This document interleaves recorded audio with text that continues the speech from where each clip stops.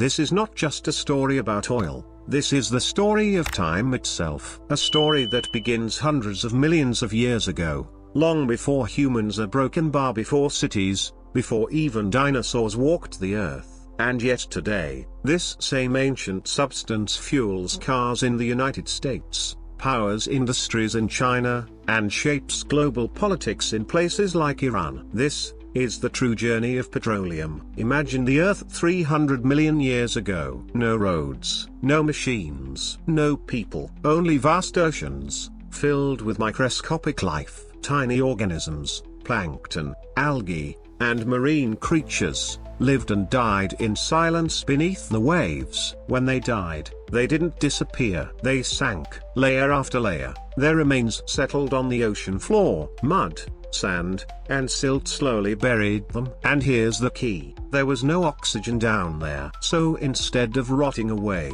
those tiny bodies were preserved. Over millions of years, more layers piled on top.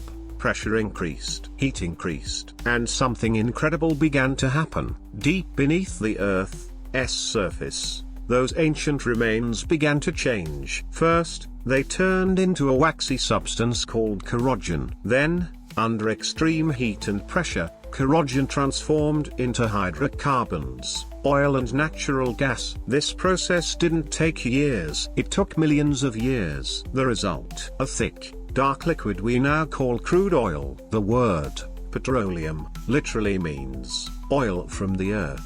But oil doesn't just stay where it forms. Because it's lighter than water, it slowly moves upward through tiny spaces in rocks. Think of it like smoke rising, but underground. Eventually, it gets trapped. Above it, there's a layer of hard, non-porous rock, like a sealed lid. Below it, porous rocks hold the oil like a sponge. These are called oil reservoirs, and they can be located anywhere from a few hundred meters to several kilometers deep beneath the earth. Hidden, silent, waiting. Fast forward to 1859, in Pennsylvania, United States. A man named Edwin Drake drilled the first successful oil well, and just like that, everything changed. Oil became more than a natural substance. It became power. Soon, oil was used for lighting, transportation, industry. The United States quickly became one of the world's largest oil producers, and the modern energy era was born. Today,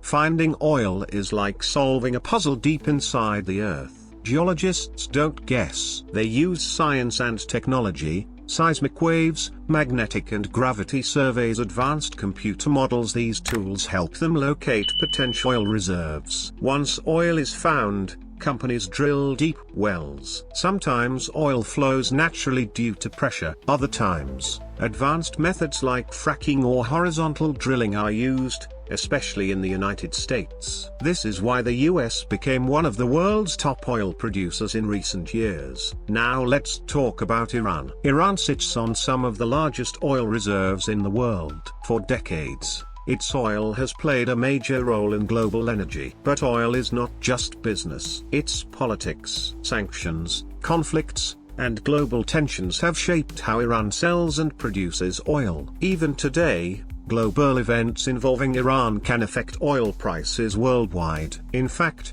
energy experts say geopolitical tensions, including those involving Iran, directly influence oil supply and demand across the globe. Oil is not just fuel, it's influence. Once oil is extracted, it doesn't go straight into your car. It travels through a massive system. Upstream oil is drilled and pumped from the earth.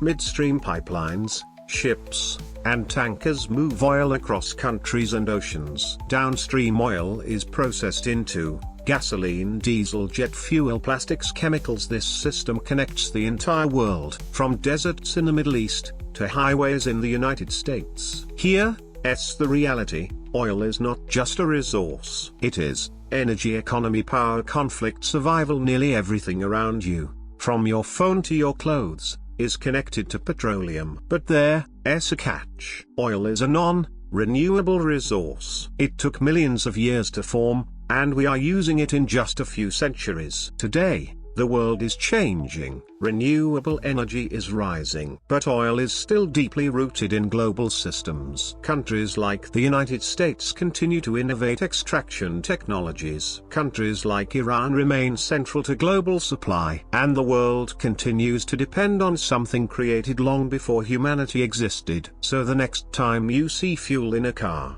remember this: that liquid was once a living organism, buried beneath oceans, crushed by time, transformed by the earth itself, and brought back to the surface by human ambition. This is not just oil. This is history, energy, and power, in liquid form.